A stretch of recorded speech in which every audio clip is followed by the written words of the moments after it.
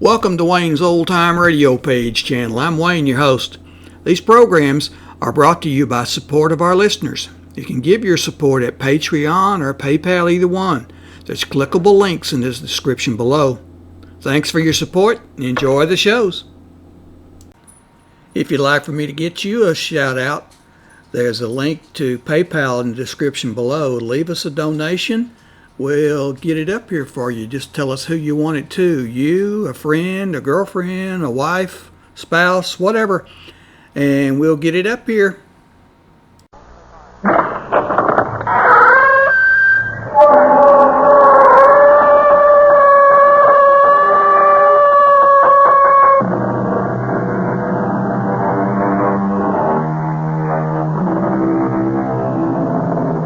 Come in.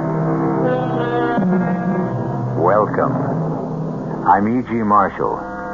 Welcome to the terrifying world of your imagination. My story explores the dark, uncharted area of the human brain. Despite medical research, scientists admit that there is much that is still unknown about the flesh and blood computer which guides our conscious and unconscious lives. Let us listen as Colonel Edmund Plant of the CMI warns Dr. Gentry what dangers exist when we attempt to control this complicated human mechanism. Let me explain, Doctor. Your patient, Kent Hatcher here, may be a time bomb. We have no idea what was done to him. But we do know, from other cases, what to expect. You mean, brainwash? Perhaps. It's very likely Kent may have been subjected to deep and continual hypnosis. His mind washed as clean as a sheet of white paper, then programmed to commit some terrible act against his own people.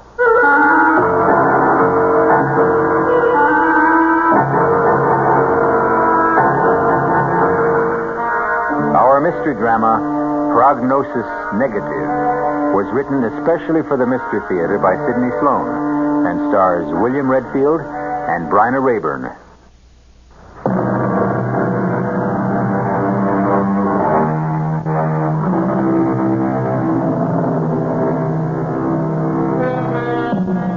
Colonel Edmund Plant was on an unpleasant errand.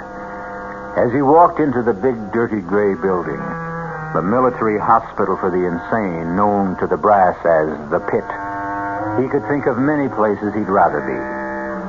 But this was a duty he had to perform, part of his job, and he wanted to get it over with as fast as possible. I hope this won't take too long, Dr. Gentry. No, not too long, Colonel Plant. All we need is your official identification. We've been able to identify him from his fingerprints, but the official rules call for your observation and signature. I know. Right this way. We've got him in a private room because of his condition.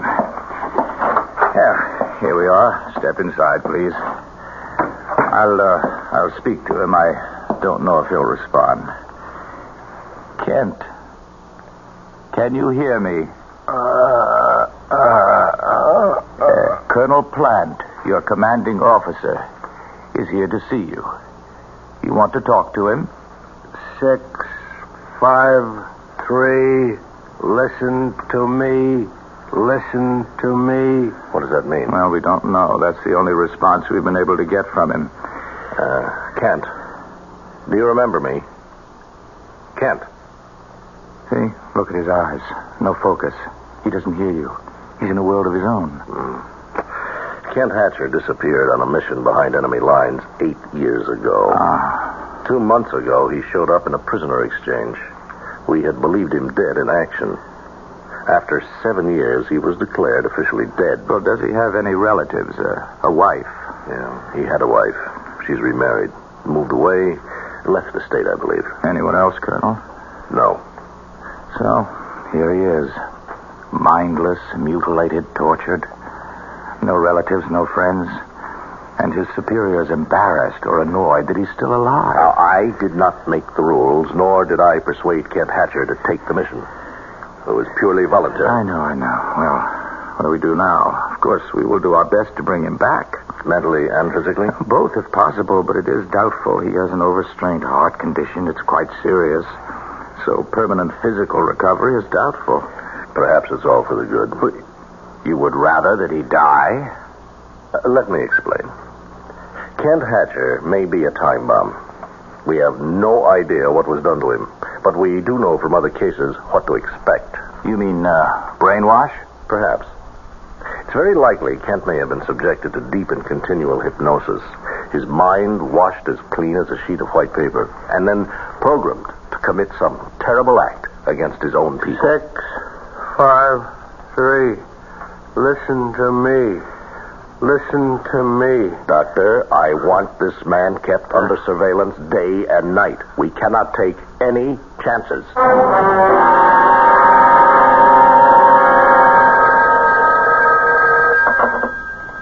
CMI, Colonel Plant here. Oh, Colonel, this is Dr. Gentry. Paul Gentry.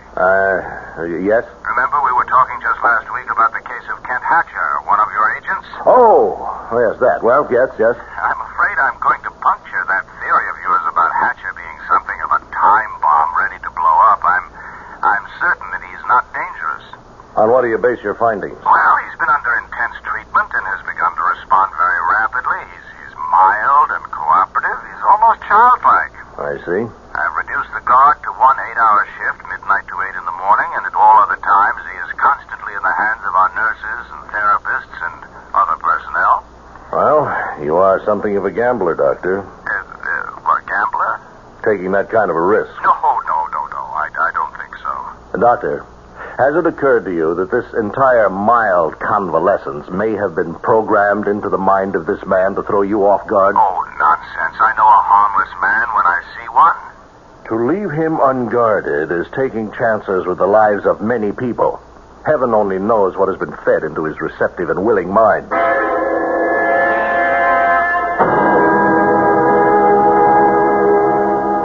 You know your name is Kent, don't you? Yes, Doctor. Do you know your full name? Can you remember? Yes. Kent Hatcher. Very good, very good. Now, how do you know that is your name? You told me. You had a life before you were brought here. You were married. Can you remember that? No, Doctor. You had a daughter, Mary. She was very ill. I don't remember. You loved her very much. When she died, you were heartbroken. Heartbroken? You don't recall anything? No. Oh, Doctor, I just wanted to remind you, you have a lecture today at the university. Oh, yes, that's right. Thank you, Evelyn. Look, I'm working with Hatcher. You know the case? I should know it. I've been transcribing all your notes. Well, I'm in the midst of giving him a series of perception tests, all very simple, just a matter of timing them. Yes, I know them, Doctor. You think you could finish them while I'm at the university? Well, yes, I guess I could, but What? I'm just a bit afraid of him. I was in the office the last time you spoke with Colonel Plant. Now, look, if you don't want the assignment, I'll just get... No, I want it. As long as you say he's, well, okay. Good. I'll expect you in 10 minutes.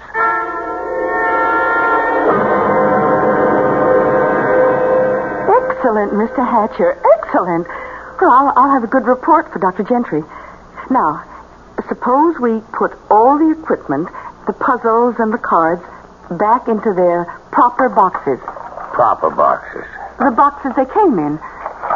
You understand, don't you?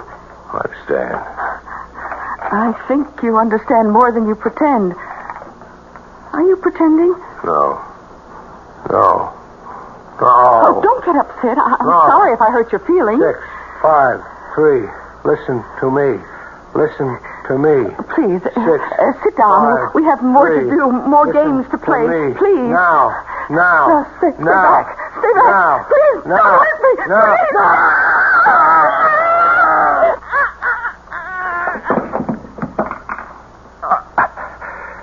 6, 5, 3. Listen to me. Listen to me.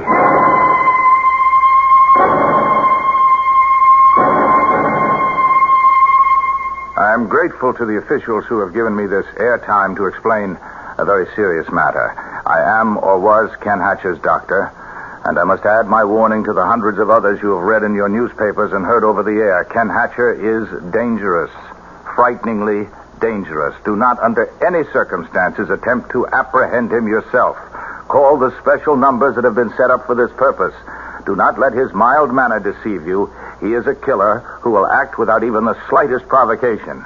The police have orders to shoot on sight.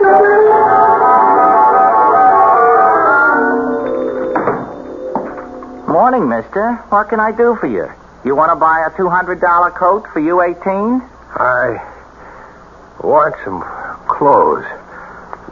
Different clothes. Oh, well, I don't blame you. You're wearing old painter's overalls. And where did you pick up that raincoat? At the automat?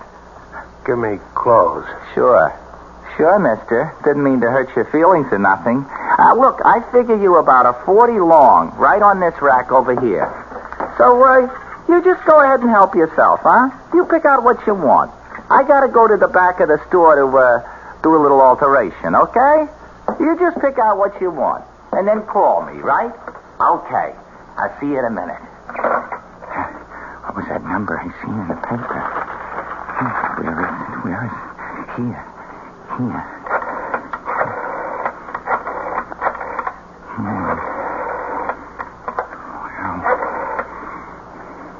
Hello, listen. He's right in my store. I recognize him in a picture in the paper. Also, I've seen it 4 times on the news. I don't know how long...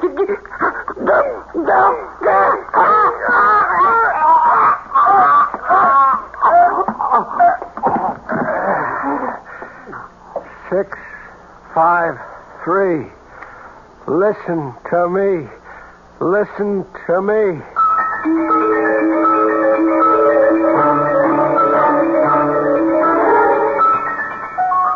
Now, the way I see it, Archie, the old girl's prime for the taking right now, with the right approach.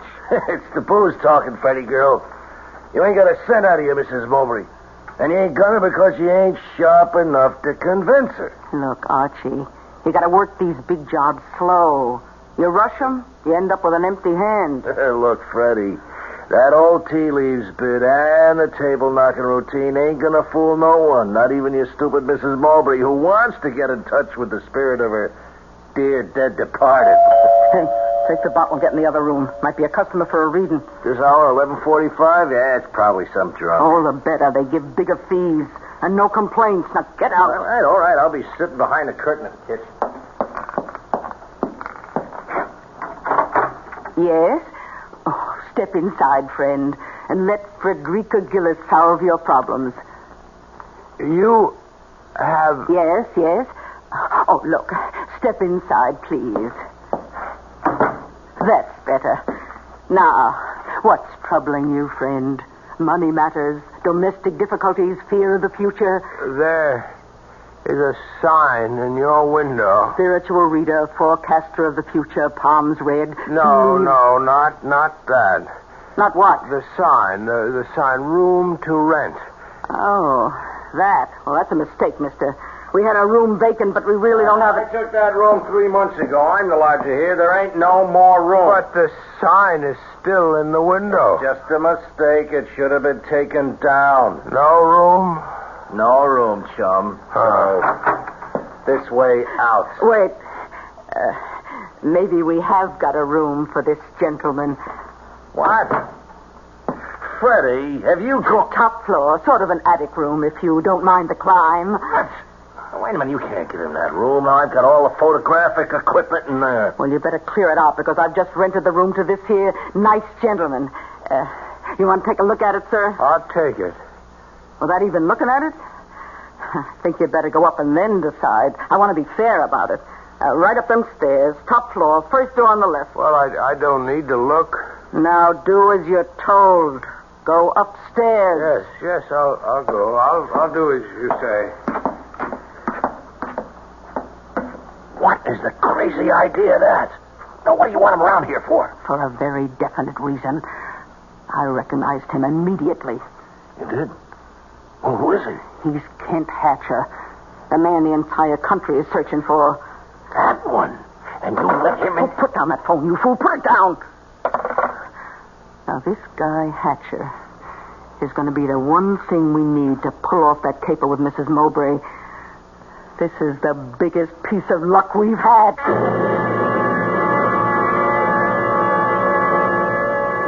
Frederica Gillis, in her own canny way, recognized more than just the features of the hunted man. She knew intuitively that he was susceptible to hypnosis and made up her mind to use this susceptibility to further her own nefarious plans. I'll be back shortly with Act Two.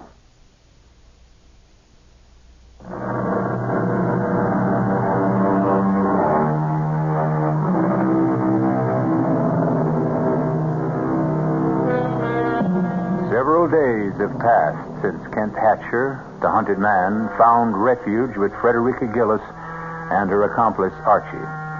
She has not permitted him to leave the house, and, in fact, has been working to disguise his much-publicized, scarred face. That you, Archie? Right, Freddie girl. Come out here in the kitchen. I want you to see something. Coming. Well, Archie, how do you like him? Good. What a change you made in his appearance. You've even given him a new hairdo. Looks a lot different with the dye job. Takes years off his age, blacking it up like that. Wait till his beard grows out. That'll cover most of the scars. It's terrific. Well, Kent, how do you like your new look? I like it. Thank you. Only his name is not Kent, Archie. That had to be changed. His name is Mazumodar. What? He's going to be Mazumodar, the Indian mystic. He'll darken his face, let his beard grow out, and then with a fancy, what do you call them things they wrap around their heads? Turban. Turban, that's it. Oh, can't you just see him in a rich-looking robe with a turban on his head? Now, wait, well, what's on your mind, Freddie girl? Oh, you're not very quick, Archie. Now, look, what I have in mind is Mazumodar. Mazumodar, do you hear me? I hear you. What is your name? Tell me your name. I am Mazumodar. Now, I want you to go to your room, and you are to stay there until I call you. Repeat what I have told you. Go to my room and stay until you call me. Now, go. I go to my room and stay. That's amazing. To me, he's behaving like a little lamb. Oh, I could sense right from the moment I laid eyes on him that he was an easy subject. Oh, we're going to give Mrs. Mowbray the greatest spirit show she's ever seen in her life. She'll hand us her money in a bushel basket.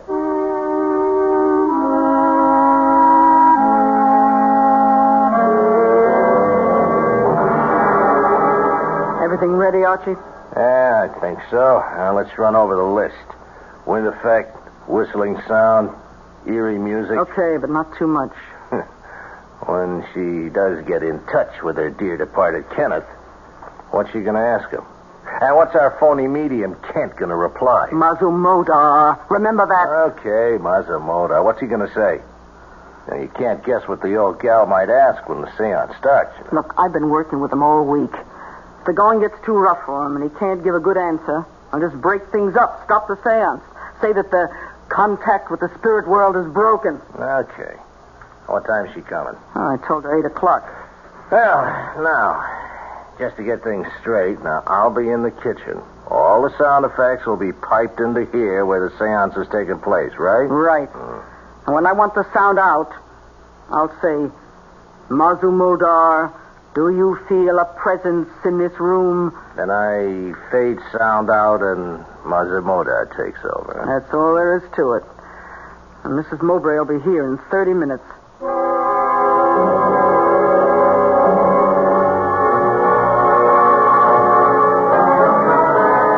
Mrs. Mowbray, this is the great Mazumodar. Oh, does he speak English? Oh, yes.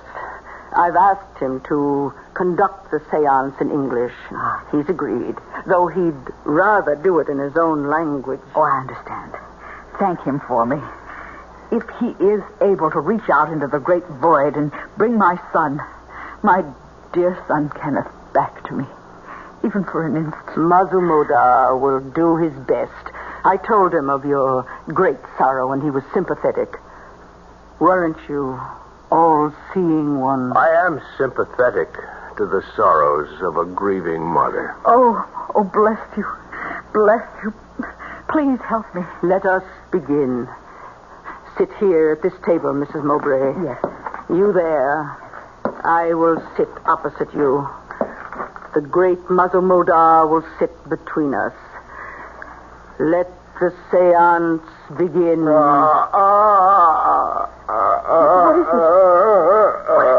Silence. Mazumodar must reach out into the spirit world. He is entering his trance. I call to you. I order you to come. Spirits, obey the command of Mazumodar.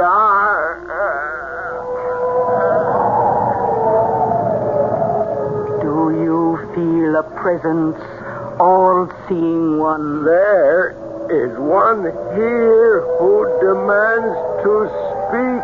Then let him speak. Mother,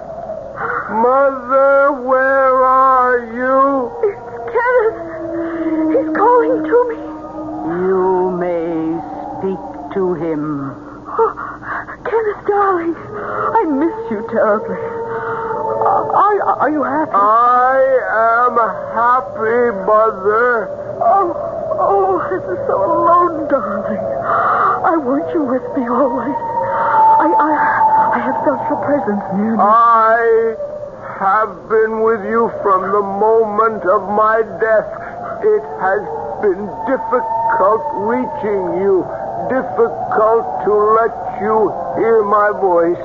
Now you are being helped by kind and gentle people.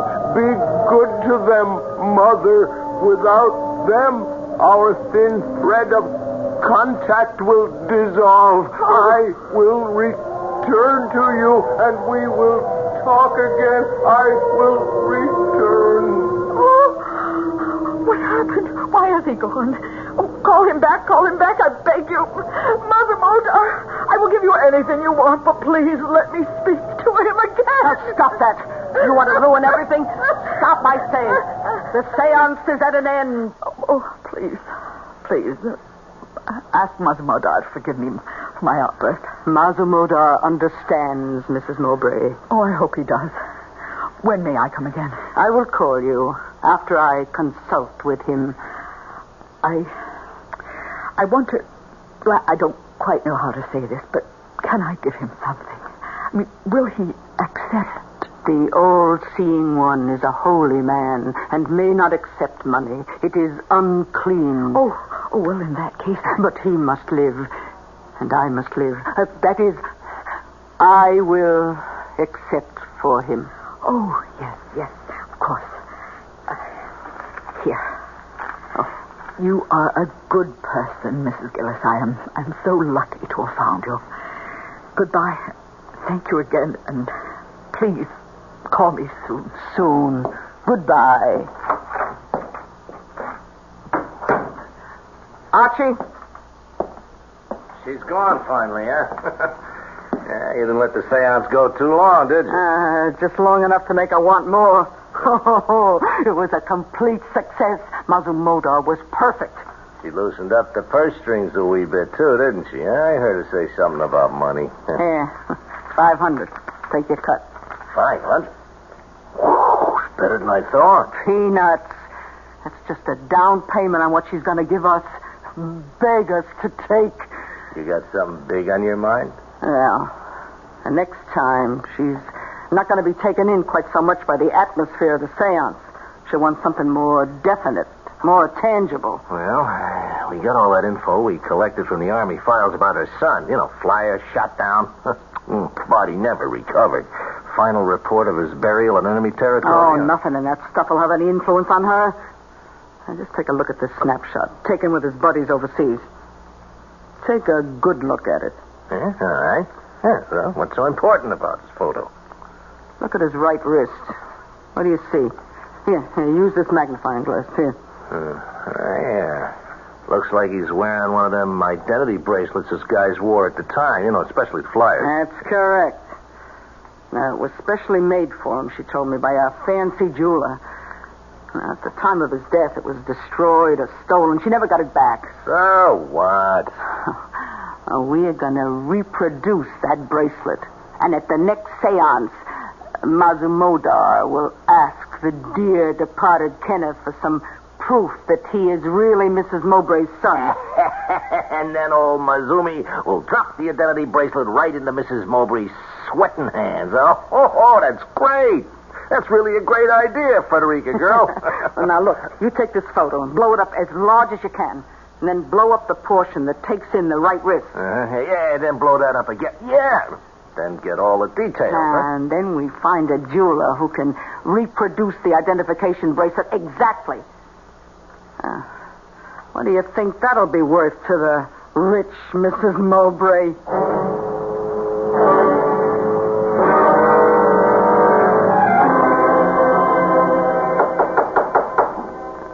Come on, open up, Kent. Now, will you be a good guy? Good guy, now open up the door, huh? Look, I gotta get in there, Kent, and I got all my photographic equipment in there. Well, thanks, old man. Hey, I'm sorry if I disturbed you. It will take me a minute. No. No, wait, no. Wait a minute, Kent, or Massimo, whatever your name. Now, listen. No. Stop. Now, don't look at me like that. Federica! No. Federica, help! 6. No. 5. No. 3. Stop. Listen No. to me. Stop. Listen Federica! to me.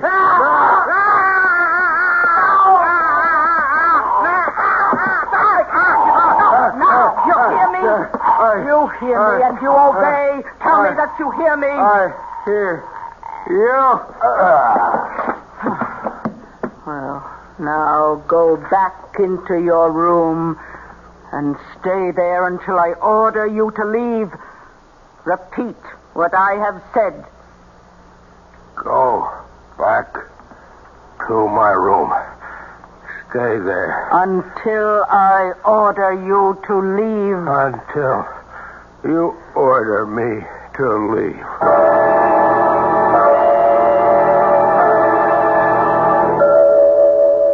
Feeling better, Archie? Well, my throat feels like a horse stepped out of something. We're playing with dynamite.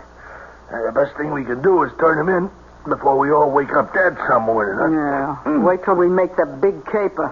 To the next seance. And we're able to drop the identification bracelet into the center of the table. Yeah, can we take the chance? Can we wait that long? So just go to work. Take your pictures. How long will it take to have the bracelet made? Well, I know a guy who does great work. Good. Can you get to him? He's just a telephone call away. He owes me a couple of favors. Well, call him. And then start working with your camera. I got all your equipment out of Mazumodar's room.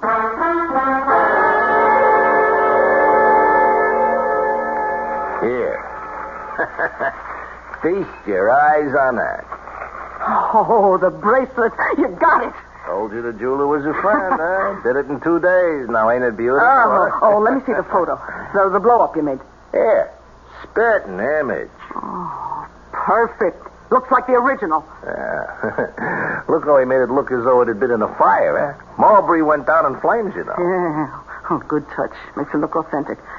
Look, I'll call Mrs. Mowbray and set up the seance as soon as possible. Listen, there's one little fly in the ointment, Freddie girl. What? Maybe we ought to get a new medium to run the show, huh? What are you talking about? New medium? No. We've got to use Mazumodar. We've established him. Well, you got to unestablish him. He's gone. Gone? When? How? We'll just have to find him. Come on. He didn't have much money, so he couldn't have gone far. Well, wouldn't it be better to report the whole thing to the police? And throw away enough money to keep us in the good things for the rest of our life? Are you crazy? But now... No buts. Mazumodar is the key that will unlock Mrs. Mowbray's bank account. And we're not going to let that slip out of our hands.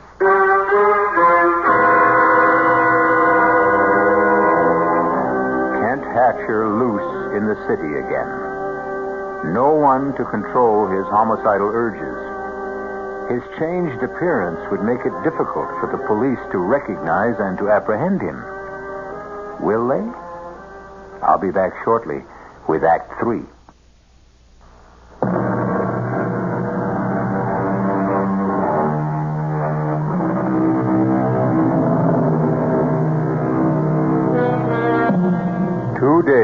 gone by since Kent Hatcher broke through the bonds of hypnotic suggestion and fled from the house of Frederica Gillis. Mrs. Gillis and Archie had been hunting for him for hours. But the tortured man wanders through the big city.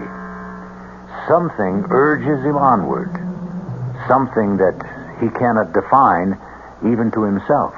Hello. May I speak to Carl Shearson, please? This is his wife. Carl, Alma, I know you don't like me calling the office, but I think I saw him. No. Carl, I'm sure. He's changed, but I knew him. Yes, I know I said that before, but this time he followed me. Yes, I tried to get away. I ran into Fletcher's grocery store, quickly ordered some groceries, and asked them to let me slip out the back entrance. I didn't see him after that. Call the police. No, I couldn't. They'll kill him. They're searching for him, and they'll take no chance. Oh, someone at the door. Must be my grocery order. I told them to send it up. Call me back in a few minutes, Carl. Coming. Oh, no. No. Please, don't come in here. Get your foot out of the door. Let me close it, please. Alma, I want to talk to you. Alma, don't hold the door. I won't hurt you. Come in. Alma, I've been following you. At first, I didn't know why. And then the name Alma kept repeating in my head. Then I knew who Alma was. Do you know who I am? Yes. I know you can't. They told me you were dead. I was alone all those years. I'm remarried. Remarried? You were declared legally dead. Even then I hesitated, but Carl insisted that we marry. He's a good man, kind. I need him. He loves me. Our daughter, Mary, dead, isn't she? Pneumonia. The year after you disappeared. Dead. Everything dead, or gone, or over. Kent, you must go away. Hide. They're looking for you. They may find you here. All over. You know, Alma, I can hardly remember what you used to look like. I can hardly remember my life.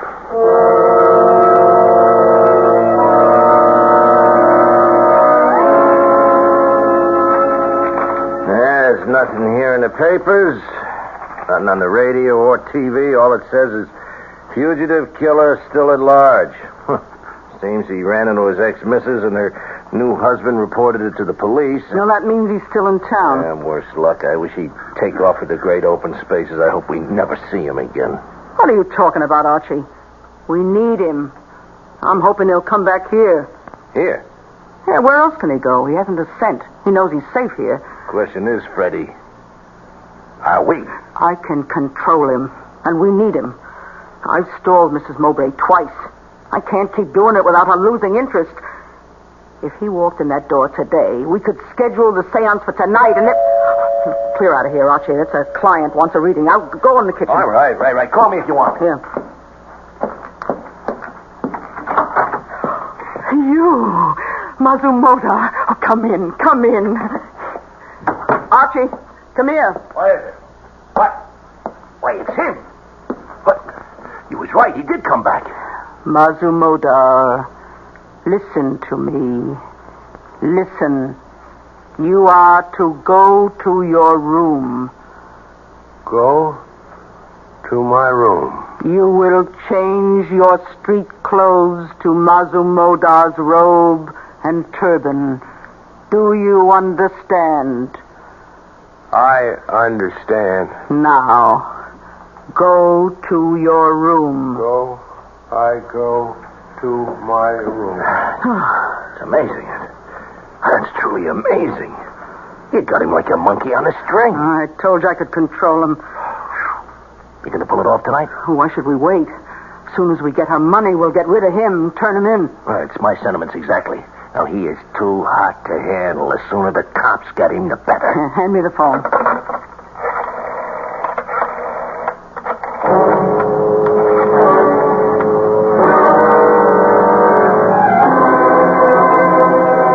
Mrs. Mowbray, right on time. Come in. Thank you for calling me. I began to think that all contact with my son Kenneth was broken. I thought perhaps I had disturbed Mazumodar by my outburst. Oh, no, nothing like that. But I must tell you, his efforts on your behalf have taken their toll of his strength. I don't quite understand. Well, every night, Mazumodar has reached out into the darkness of death to touch the spirit of your son. Oh, has he really? The effort has drained his strength. He is not well. Oh, then perhaps it may take him months, perhaps years to recuperate, and the expenses incurred are very high. I will pay them anything. Well, I am certain that he will be successful tonight. I have been in communion with the spirit of your son. I have informed him that he must appear to you and must give you some evidence known only to the two of you to prove without any doubt that it is truly he. Oh, if he could. We will begin. Sit here at this table, as we did the last time. Yes. You there, I across from you, and Mazumodar sitting between us. Now, I will dim the lights. Let us join hands and complete the mystic circle.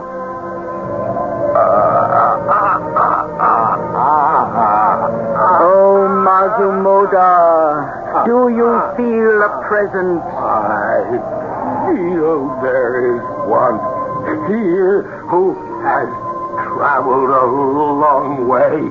Do you know him by name? This is not simple. He is trying to... Mazumodar, are you all right? Can you continue? I can continue. I must. The spirit is here in our midst. He wants to speak. Let him speak. Mother, I call out to you across the long reaches of infinity. Oh, Kenneth! I have spoken several times to this holy man who has made it possible to be near you. Yes, Kenneth. He has informed me that I must give you substantial proof of my presence here. What should it be? Oh, anything. I believe it is really you. No, I will give you proof of my love for you, dear mother. Do you remember your loving gift to me? What gift? Shortly before I left to go overseas on my last furlough home. The bracelet. The identification bracelet. Yes. It was never found, never returned to me. I wanted that more than anything else. I knew that, and I return it to you now. It's his bracelet. Oh, my son. Lights, let us turn on the lights. The seance is over.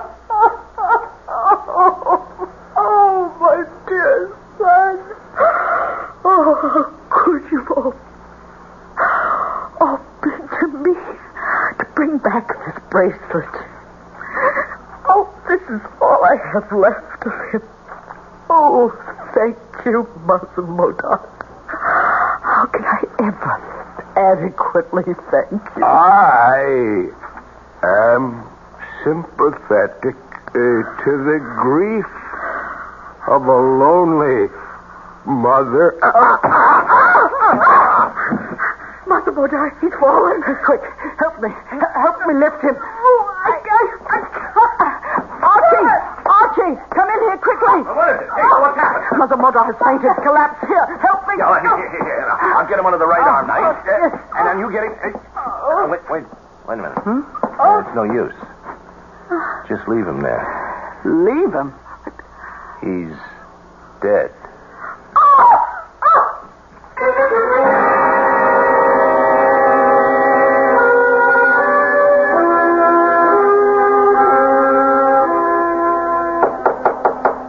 Come in. Oh, yes, Colonel Plant. I've been expecting you. Yes. Official identification of the body, I know. Well, I don't make the rules. I realize that, Doctor. Let's get on with it. I have another appointment. Very well. If you'll come this way. After you, Colonel. We keep the bodies here prior to identification. Of course. Right this way, please. And here we are, number 31416. Do you identify this man, Colonel Plant? I do. His name was Kent Hatcher. His serial number... No, that won't be necessary, Colonel. It's all here on this form. May I have your signature, please? Yes, of course. There you are. Thank you. Is that all? No, that's all that's required officially, Colonel. But do you mind if I ask you a question? Yes, go ahead. That business with the identification bracelet? Oh, it was a fake, a reproduction. Mrs. Gillis' accomplice, Archie, had it made from a photograph. We got all that in their confessions. They had made it look as though the dead son, Kenneth, had sent the bracelet to his mother from the great beyond? Mm-hmm. Yes, it's a common trick played by people of this type to bilk naive women. However, there was one aspect of the matter that has not been satisfactorily explained. You mean about the inscription on the inside of the identification band? To my son, forever and ever, Mother. Doctor, there was no way they could have known what that was, or whether there was even an inscription. In some mysterious way, that engraving appeared on the inner face of the silver bracelets. How? We shall never know.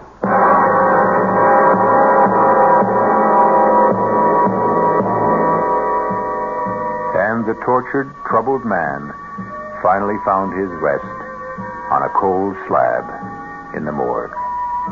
Unmourned, unwanted, unwept for. I'll be back shortly.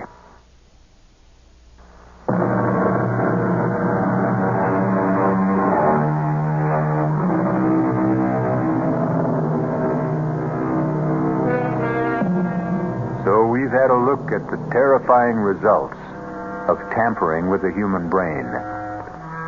All the experts agreed pretty much on the methods that had been used, but not one had an answer for Kent Hatcher's mysterious extrasensory knowledge of the inscription on the inside of the bracelet.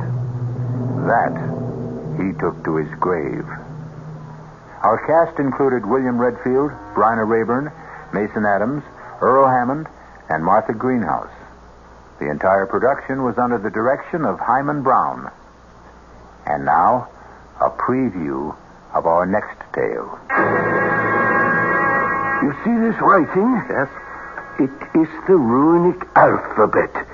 It represents an ancient death curse. And those figures on it? The date of your death. Oh, that's ridiculous. It has earned the reputation of being one of the most powerful of all the ancient spells. The drawback, of course, was the absolute necessity of having the man or woman casting the runes to pass the curse on directly and have it accepted. Oh, no, I won't believe that. This is the 20th century. Careful. Lose this paper and you lose your only chance. You mean there's something I can do? One thing. What is it? Pass the curse to someone else. This is E.G. Marshall inviting you to return to our Mystery Theater for another adventure in the macabre. Until next time, pleasant dreams.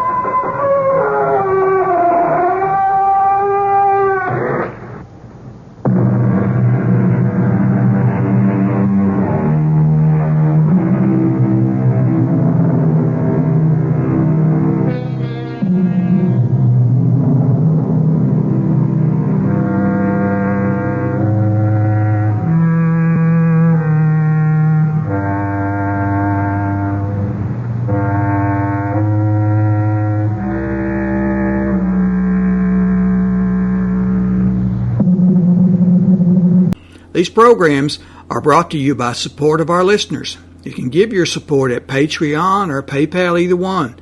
There's clickable links in the description below. Thanks for your support and enjoy the shows.